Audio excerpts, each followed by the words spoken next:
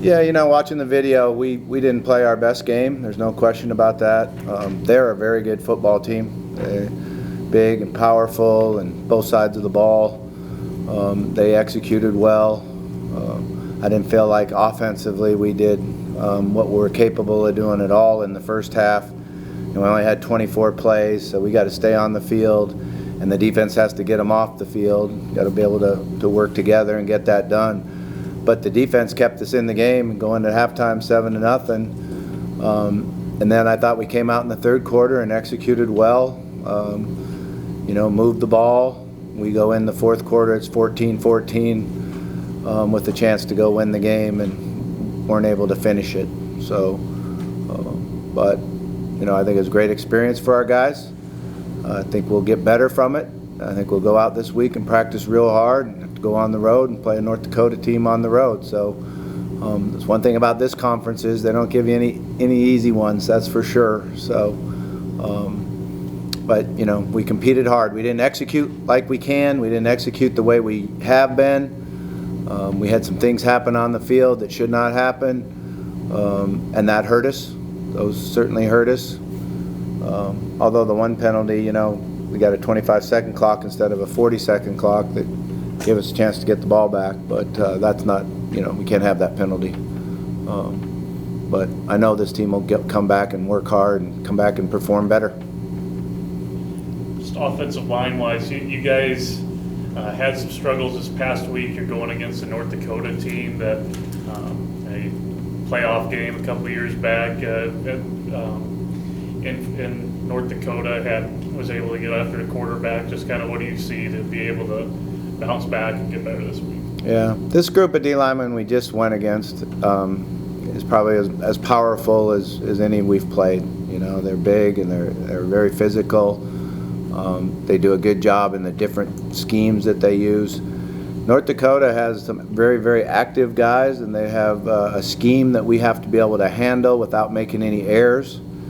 I felt like last year when we went against them, we executed. Our players were all on the same page. We had time to throw the ball and time to come back and win the game. We have to play like that.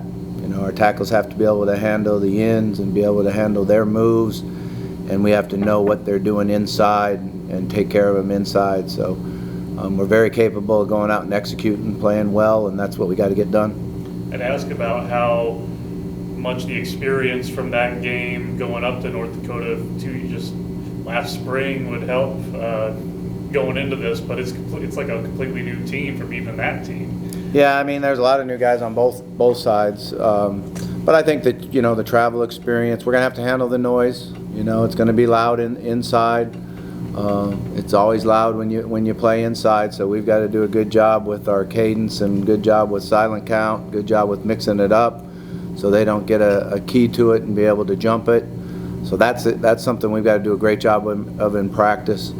Like the Arkansas game, our defense has to do a really nice job of getting the calls and getting lined up according to hand signals, because you're probably not going to hear a whole lot inside there. You're going to have to do it all nonverbal. So I think that the Arkansas game should give us some experience in how to play in that noise. Jason Shelley took some hits Saturday. How's he doing physically? He's doing good. Yeah, he's doing good. He'll be back and going. The one interception was an error. There's no question about that. He had a chance to just dink it in the flat and possibly run in the end zone. The second one, there was a guy in his face, and both of those plays could have possibly been touchdowns. So, 28-14, but we're in a position where, we certainly could have found a way to win that game. Just coming back, he had some below average games from his standards last year. Just what is he like in a week at coming off one of those and trying to bounce back? Good. He's a resilient young man. He's, very, he'll be very motivated. He'll come out and work extremely hard. He'll get very, very well prepared. A lot of times when a quarterback doesn't have the type of performance that they normally do, there's 10 other guys out there that affect that. And when you have really good performance and there's 10 other guys out there that affect that. So we have to play well as a team on offense. All 11 guys executing together, doing our job, playing with great effort, finishing blocks. It's really the entire offensive unit that has to perform and do better. What did South Dakota State do that was really able to make tie not really a factor in the game? Yeah, you know, they did some different coverages to him. There's no question about that. They rolled some coverages to him. They walked the linebacker out on him a couple times. So, but again, when you know, sometimes you gotta do what you normally do yourself too. So, he's got to have a better week of practice, and he's got to run his routes precise and be on time. And it has to match with the protection. You know, there's sometimes he runs a great route, he's wide open, and we don't have the time to get the ball to him. So it's kind of, like I said, all 11 guys playing together, and that's how people execute and get open and catch balls and get the ball to them on time. Is we got to do it all together. We've seen some kind of big shots on the secondary these last few weeks. You see that more as not really being able to get to the quarterback, which has allowed more time to find some of those guys, which is kind of what you see there. Yeah, it's kind of both. You know, we've had some schemes that are affecting our secondary, and we haven't made the right plays on those schemes. You know, we seem to get beat deep in the sail routes and crossing routes and things where you do have to have a lot of time to make that throw. There's no question about that, but it has to work together too. But we've had some guys too open. There's no question about that. We got to play a little better technique on the slot receiver and stay on his outside hip and keep our eyes on his outside hip and you know, not take the cheese, I guess you would say, which we did a couple times in that game, which allowed him to be open. It was kind of position where we were position-wise. Everybody knew going into that game about what the Youngkin twins do on the outside and how versatile they are. The tight end for South Dakota State had a very big game. Was he a matchup problem defensively for you guys? Yeah, we didn't do a good job on him. You know, we had a couple schemes where we left him wide open. Had a couple errors in responsibility. You know, one of them, the one down the middle, is we have a guy responsible for man, and he had his eyes in the backfield instead of his eyes on who he has. So, and he's a good player. You know, and that's kind of part of their scheme. Their scheme helps them get the balls to the tight ends and do things with tight ends. And, you know, we probably didn't focus and take it away like we needed to. What you've seen for this North Dakota offense, how much has it changed? And a lot of it went through that running back in previous years. Just what's different about it now? Yeah, they're still going to do it through the running back. You know, that's what they like to do. They'll give us a bunch of formations, especially did a year ago. And they try to, you know, make you undisciplined with your eyes. We're going to probably see 5 to 7 trick plays, you know, reverse, flea flicker, throw back to the quarterback. That's part of their offense, is to execute those plays, and we've got to do a good job. But first thing you got to do is stop the run, you know, and if we don't stop the run, then it's going to be a situation where we're going to have to score a lot of points. What about just getting the motivation for the team back? Long season still yet in the conference. A lot of things can happen.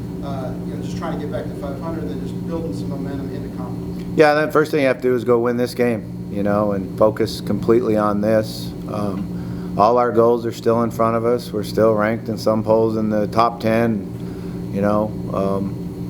So we got to go play. We got to go play like we're a top 10 team and execute, play with that type of passion and energy and excitement and confidence. You know, I think that's something that must happen. I thought coaches didn't look at polls. I was walking down here and Rick told me. What did you tell me we were ranked? 7 and 9. Okay. I didn't quite get the numbers, but I got in the top 10. I'm just checking, man. Yeah. Number for years. If I knew how to look at it, I'd probably look at it, but thank God I got Rick, and I don't sound too stupid up here. Somebody that might be playing with more confidence this week is Raylan Sharp. Big 67-yard touchdown. Hadn't seen a lot of him. I think that was his first catch of the season. Kind of walk me through that play. What kind of player is he? He's going to be a really good player. You know, he's still learning. He's still getting better. He's got great speed. He can really stick the top of his routes and get out of it and go get the ball. I think it's just a matter of, you know, the opportunities and getting more reps out on the field. And, he's been showing it in practice, and each week in the offensive meeting room we keep talking about, okay, how are we going to use Raylan? We got to use his skills and his speed. And he certainly, you know, had a great matchup on that safety and did a great job on the route and stuck it and came right off his shoulder and was a little bit open. There's no question about that. That was a great route. Caleb Blake is the guy who's starting in his first year of the program. What can you tell me about his strengths as a player? Yeah, at first he's really tough. You know, he's a great competitor and has really good confidence. And that at that position, that's what you have to do. And then have a real short memory. You know, that's corner is one of the toughest positions to play. But his competitive spirit has really stood out. And, you know, we're excited about the way he's played.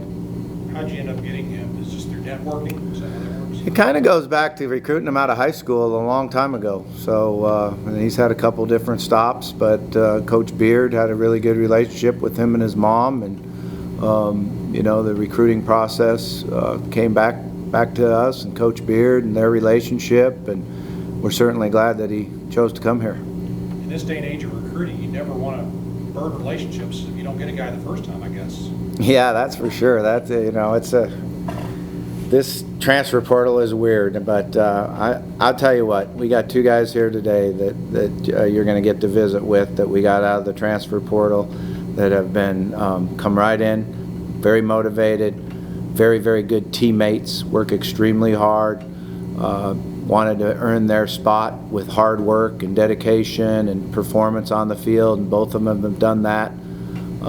And that's one of the reasons why I brought them up here today, was how quickly that they transitioned to being great team members and great players. Coach, it was really nice what you guys did, putting Art's name on the footballs last game. I just wanted to just ask you kind of what went into that, maybe what your thoughts are. Yeah, I mean, we're all praying for Art and his family and keeping everybody in our thoughts there. You know, it's hard. It happened so fast and so weird. It's, you know, I feel like I'm at a radio show with him one night, and then I'm reading or hearing that all of a sudden he's really sick and not really sure what it was and how it is. I guess that was when I first heard about it again, was at the next radio show when he wasn't able to be there. So hopefully everything's going. I hope he's doing well and getting better. I guess that's the thing. But and then the change to, you know, the diagnosis, that's something that's really weird.